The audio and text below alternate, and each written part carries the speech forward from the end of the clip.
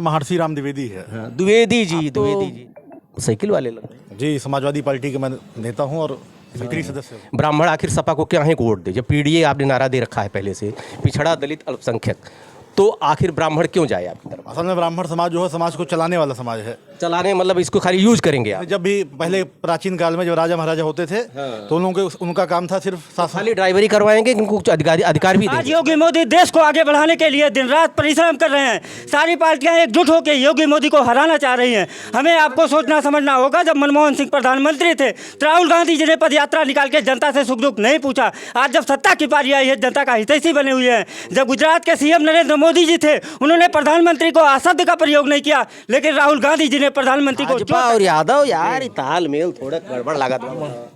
मैं भाजपा काफी दिनों से तो लगभग देखई में 15 थोड़ा 20 कुछ साल से कैसे आप भाजपा की तरफ?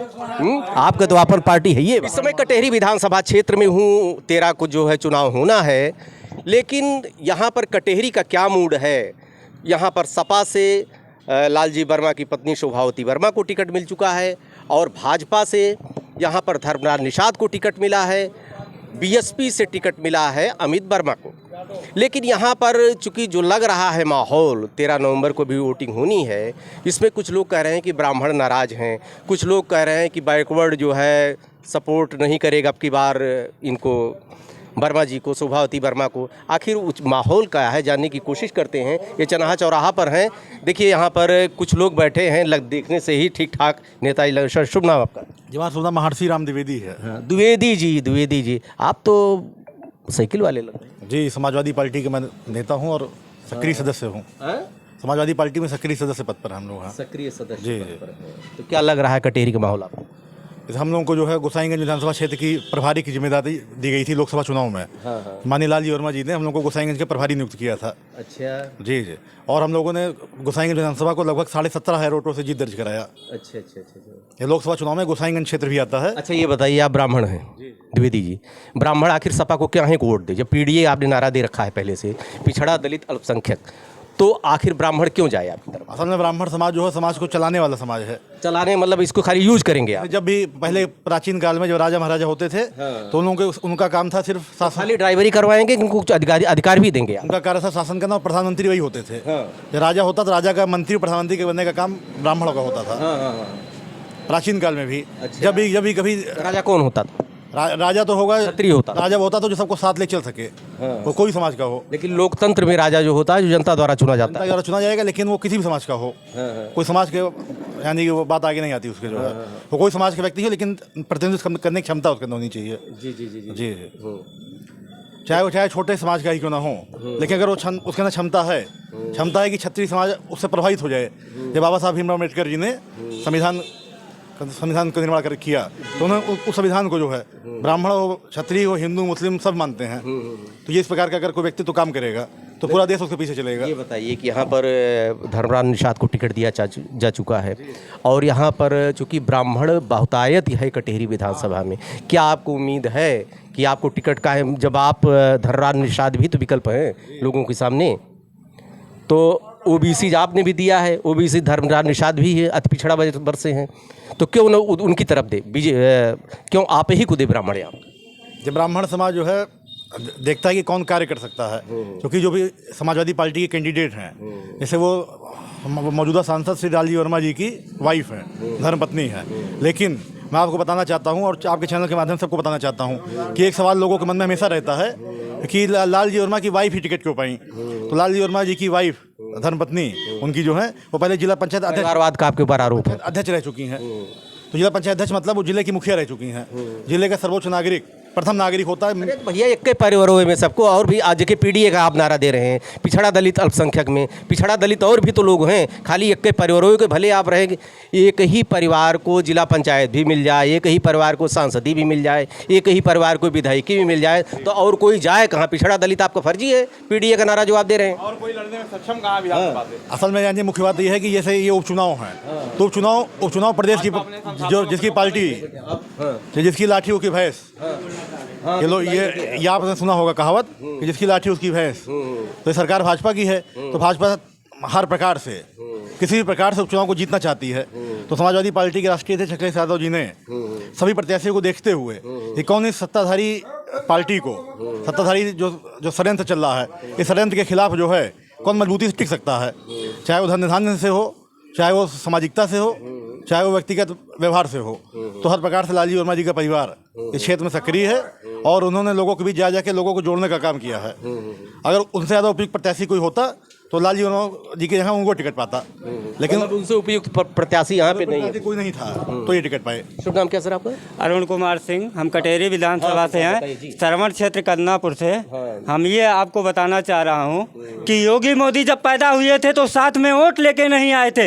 इन्होंने जनता के बीच में रहकर जनता का समस्या का समाधान किया, जनता का लाभ जनता तक पहुँचाने का कार्य किया। आज योगी मोदी देश को आगे बढ़ाने के लिए दिन रात परिश्रम कर रहे हैं। सारी पार्टियाँ एकजुट होकर योगी मोदी को हराना चाह रही हैं। हमें आपको सोचना समझना होगा, जब मनमोहन सिंह प्रधानमंत्री थे तो राहुल गांधी जी ने पद यात्रा निकाल के जनता से सुख दुख नहीं पूछा। आज जब सत्ता की पारी आई है, जनता का हितैषी बने हुए हैं। जब गुजरात के सीएम नरेंद्र मोदी जी थे, उन्होंने प्रधानमंत्री को अशब्द का प्रयोग नहीं किया, लेकिन राहुल गांधी जी ने प्रधानमंत्री को चोर तक कह डाला।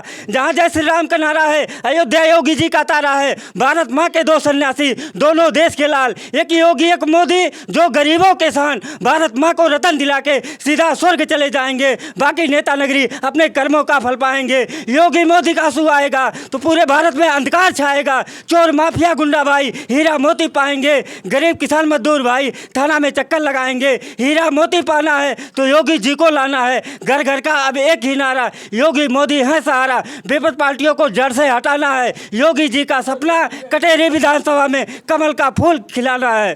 जय हिंद, जय भारत। अब द्विवेदी जीत कहा था, देखा उन लालजी वर्मा को लेके चलता है। ऐसा कुछ नहीं है, सारे लोग द्विवेदी भी। ये बताओ, ये बाबू साहब ये चीज़ बताइए कि आपके यहाँ 91 से आज तक भाजपा जीती क्यों नहीं?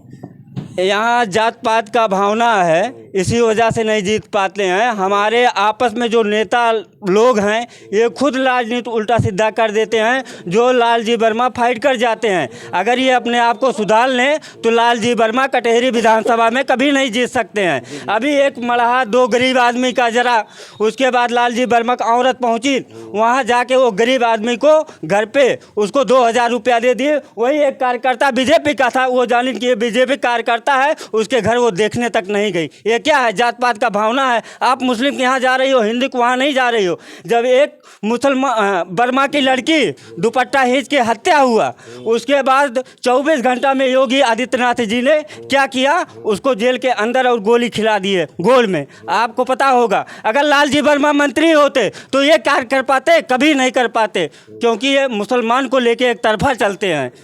बस यही चीज़। इसका मतलब लग रहा है अब की बार आप, हाँ, अब की बार कमल का फूल। कमल का फूल। देखिए भैया, कुछ लोग हैं भाई साहब, क्यों भैया आप कुछ? शुभ नाम सर? सुनील यादव नाम है, मैं सेक्टर संयोजक हूँ भाजपा से। भाजपा और यादव, यार ये तालमेल थोड़ा गड़बड़ लगा था। मैं भाजपा काफी दिनों से तो लगभग देखिए में थोड़ा 15-20 कुछ साल से कैसे आप भाजपा की तरफ, आपका तो अपन पार्टी है ये बात। मैं माननीय प्रधानमंत्री और माननीय आदित्य योगीनाथ जी मुख्यमंत्री जी के राह पर चलते हुए जितने कामों को किया है, गुणगान करने लायक है।